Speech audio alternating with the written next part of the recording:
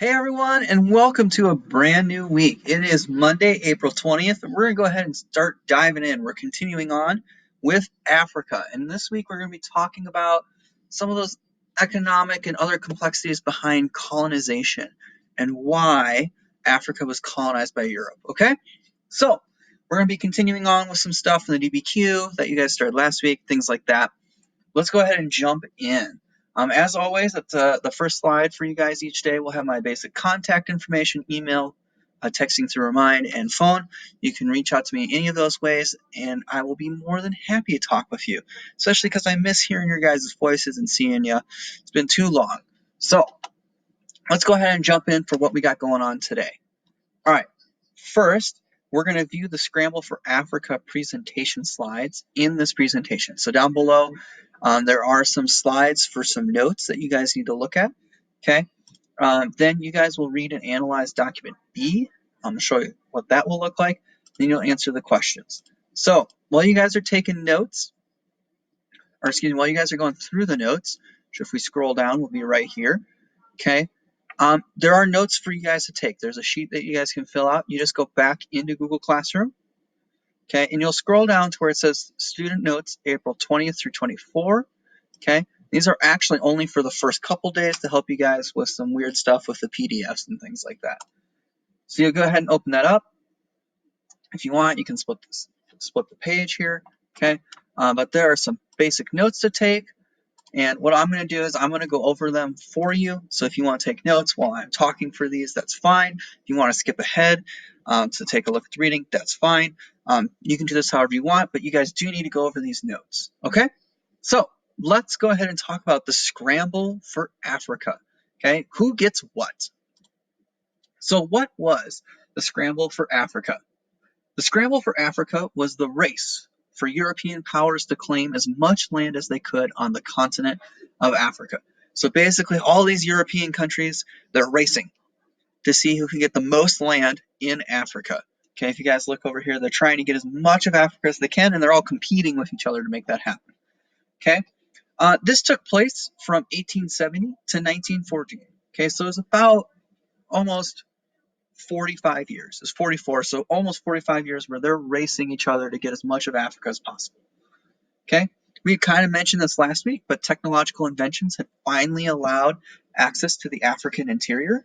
Okay, you have to remember before this time, because of things like diseases and the difficult terrain of the jungle, Europeans had a really hard time getting into the interior of Africa, okay, into the center part. You're thinking about that geography, the deserts, the jungle, all the diseases, okay? A lot of times Europeans would stay here along the coast, and other Africans would help them with things like the slave trade, okay? But technology changes that at this time. All right. Oh, let me go ahead and make this box bigger for you. There you go. Often caused, okay, this scramble, pardon me, the Scramble for Africa often caused clashes between the various countries of Europe over who owned what. Okay? Basically, like France and Belgium here, they'd bump into each other, be like, no, I own this piece of land. I was here first. And then the other one would be like, no, I did. Meanwhile, the native African people are like, well, we've been here forever, but I guess you guys have machine guns, so we'll be quiet. Okay? So they're fighting over parts of Africa, and that's going to cause a bit of a problem. All right, let's go ahead and move on to the next slide. Can I do that? There we go. All right, we moved on to the next slide. The Berlin Conference of 1884. And this is going to be really important. Okay? So, in order to prevent colonial war, so stop Europe from fighting, the colonial powers of Europe gathered in Berlin to decide who owns what. Okay? They're like, well, we're bumping into each other, we're fighting over each other, we don't want to fight in our colonies, we don't want to fight in Europe right now, we just want to make money.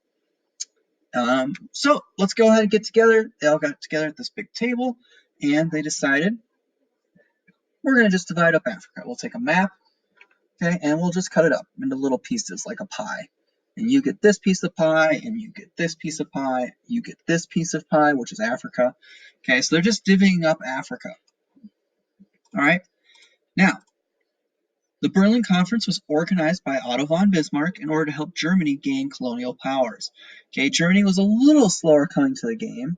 If you guys remember back to when we talked about nationalism and Germany becoming one country, At the time that all these other countries are going into Africa, Germany is becoming one. Okay?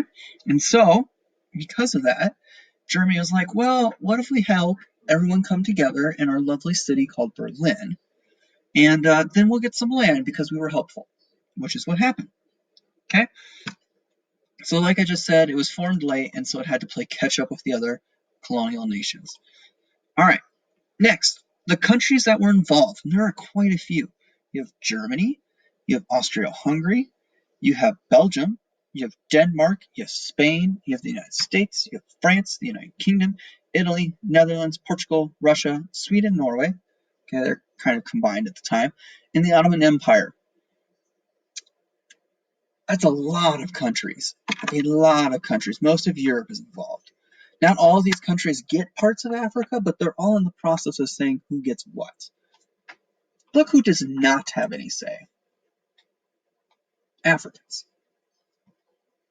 None of the people in Africa who actually live there get any say about who gets to own them, essentially, or own their land. It's just kind of crazy if you think about it. The Europeans just divided this up, didn't ask the Africans, just told them this is what was going to happen. Okay?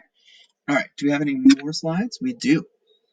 I'll go ahead and move myself a little. There we go. Okay, last slide. The map of Africa. I'm going to put this in presentation mode so we can see it a little better.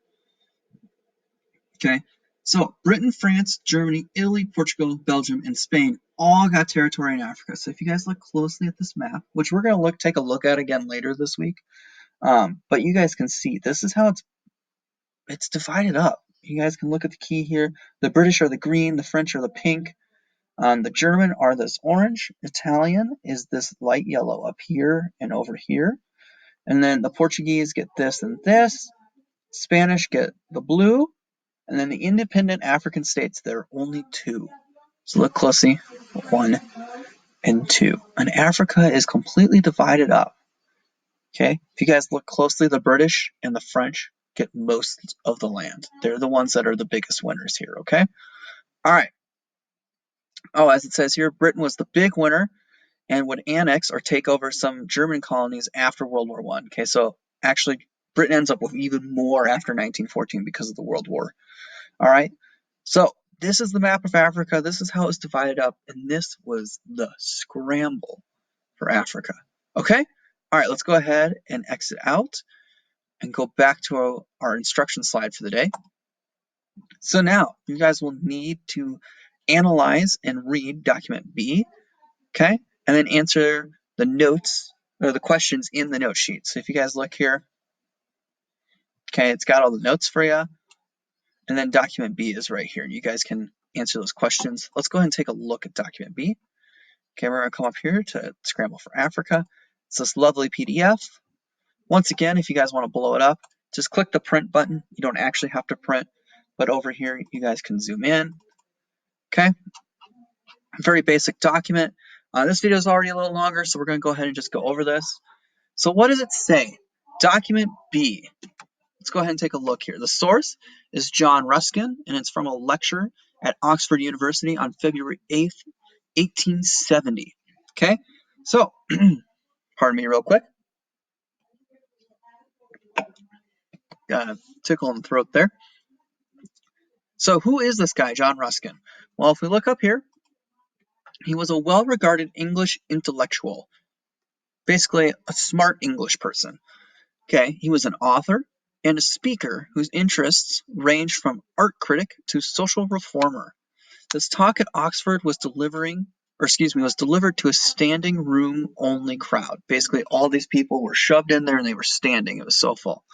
Okay, we're only going to look at one short excerpt from that speech.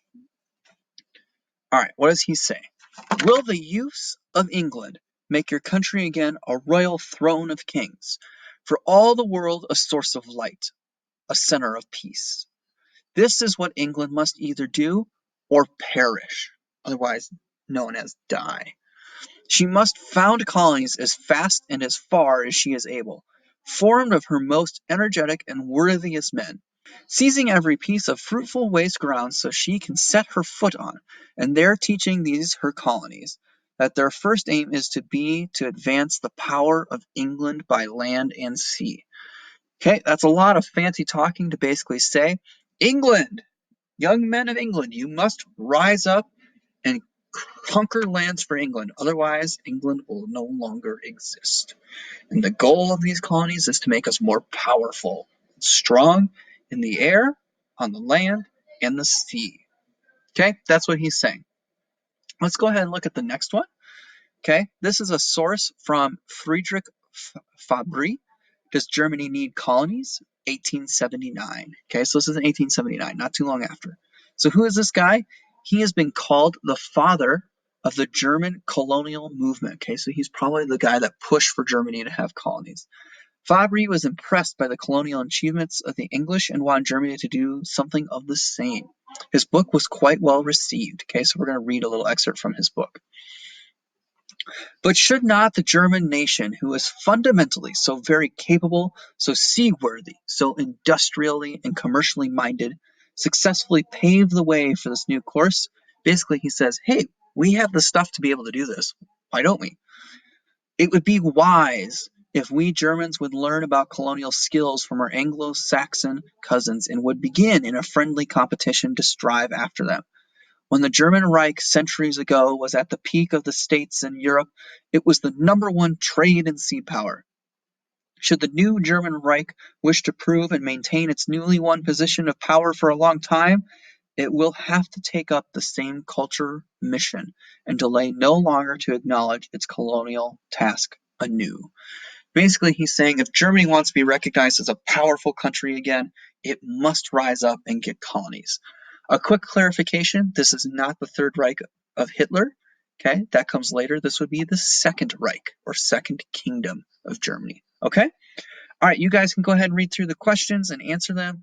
That is all for today. I hope you guys have a wonderful, wonderful day. Please, please, please let me know if you have any questions. I'll be more than happy to answer them.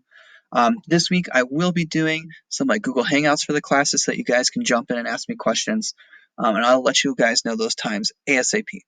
Anyways, that is all for now. Thank you so much for listening.